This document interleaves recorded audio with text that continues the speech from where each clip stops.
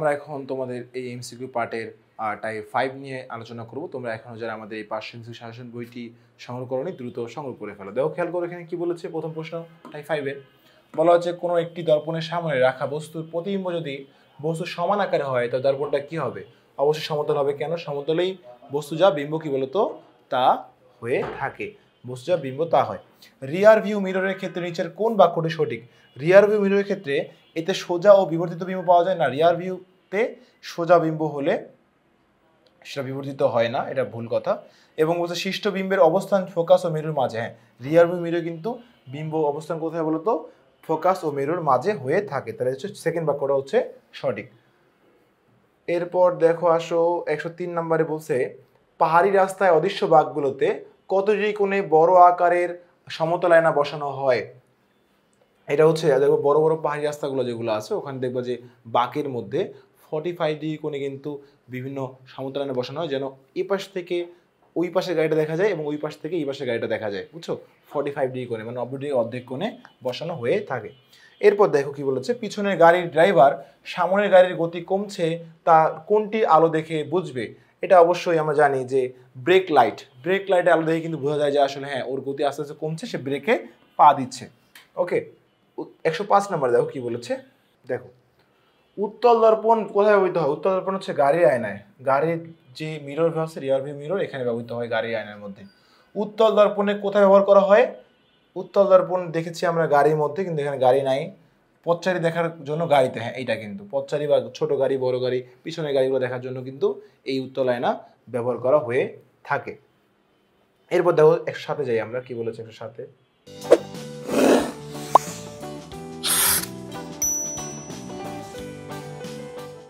নিচের কোনটির সাথে অবতল দর্পণের সম্পর্কিত রয়েছে? অবতল দর্পণ এই যে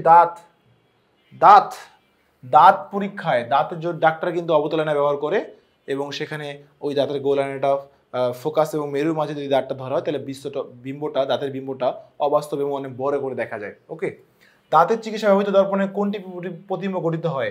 অবাস্তব বিবর্তিত। একটু আগে বললাম যে পজিশন নাম্বার 6 রাখলে ওই যে অবতল আয়নার মধ্যে পজিশন নাম্বার 6 পড়েছি, 6 মেরু এবং ফোকাসের মধ্যে বস্তুটা রাখলে বিম্বটা অনেক বড় এবং সেটা অবাস্তব হয়ে থাকে। আচ্ছা, এরপর আমরা দেখব, এখানে সরি, এটা হচ্ছে দাঁতের চিকিৎসার ব্যবহৃত দর্পণে কোন প্রতিবিম্ব গঠিত হয়? আমরা অবাস্তব এবং বিবর্তিত। নিচের কোনটি অবতল দর্পণের এখানে আমি প্রশ্নে ভুল পড়েছি। অসম্পৃক্ততা রয়েছে। সম্পৃক্ততা দাঁতের পরীক্ষায় রয়েছে। টেলিস্কোপ দিয়ে অবতল দর্পণ দিয়ে টেলিস্কোপ তৈরি করা যায়, টর্চ লাইট দিয়ে টেলিস্কোপ তৈরি করা যায়, টর্চ লাইট তৈরি করা যায় অবতল দর্পণ দিয়ে। অর্থাৎ অবতল দর্পণ দিয়ে কিন্তু টর্চ লাইট, দাঁত পরীক্ষা এবং টেলিস্কোপ তৈরি করা যায়। বলছে কোনটি অসম্পৃক্ততা রয়েছে? আমি ভাবছি সম্পৃক্ততা, সরি ফর দ্যাট। তাহলে অসম্পৃক্ততা কার? Rear view mirror. ঠিক আছে, ভিউ মিরর কিন্তু উত্তল, এটা কিন্তু কি বলতো উত্তোলন দিয়ে করা হয়। তাহলে কিন্তু আমাদের আনসার হচ্ছে কিন্তু ক। ওকে, এরপর 109 নম্বরে যাও। টেলিস্কোপে অবতল দর্পণ ব্যবহার করা হয় কেন? টেলিস্কোপে অবতল দর্পণ ব্যবহার করা হয় হচ্ছে এখানে ক নাম্বার, স্পষ্ট প্রতিবিম্ব তৈরি করা যায়, প্রতিবিম্ব বিবর্তিত হয়, খর্বিত হয়, সোজা হয় না। এই স্পষ্ট প্রতিবিম্ব তৈরি করার জন্য কিন্তু টেলিস্কোপে আমরা কি বলতো অবতল দর্পণ ব্যবহার করে থাকি। এবার দেখো পড়েছে টর্চ লাইটে ব্যবহৃত বাল্বটি অবতল আয়নার কোথায় বসানো হয়? এটা হচ্ছে জানি ফোকাস বিন্দুতে। কোথায় বসানো হবে? তো ফোকাস বিন্দুতে কিন্তু বসানো হয়। এই জন্য কিন্তু দেখবো আলোটা ফোকাস যদি থাকে তাহলে বিম্বটা কি অসীমে যায়, অনেক দূরে যায়। ঠিক আছে, অনেক দূরে পর্যন্ত আলোটা যেতে পারে টর্চ লাইটের আলো। এরপর হচ্ছে আমাদের লাস্ট কোশ্চেন এখানে, সৌরচুল্লিতে ব্যবহার করা হয় কোনটা? দেখো সৌরচুল্লিতে কোন দর্পণ ব্যবহার করা হয়? আমরা জানি সৌরচুল্লিতে অবতল দর্পণ ব্যবহার করা হয়। ঠিক আছে, এরপর দেখো আর নাই, এখানে লাস্টে তোমাদের একটা কিউআর কোড নিচে যাচাই করো, তোমাদের প্রস্তুতি দেওয়া আছে। অর্থাৎ তোমাদের এই অধ্যায়টা কতটুকু শিখলা, কতটুকু তোমরা নিজেরা পারলা, এটা যাচাই করার জন্য নিচে একটা কিউআর কোড দেওয়া আছে। এটা স্ক্যান করলে তোমার একটা গুগল ফর্মে চলে যাবে এবং সেখানে তুমি একটা পরীক্ষা দিতে পারবা এবং নিজে জানতে পারবা যে তুমি কতটুকু প্রিপেয়ার্ড এই অধ্যায়ের উপর।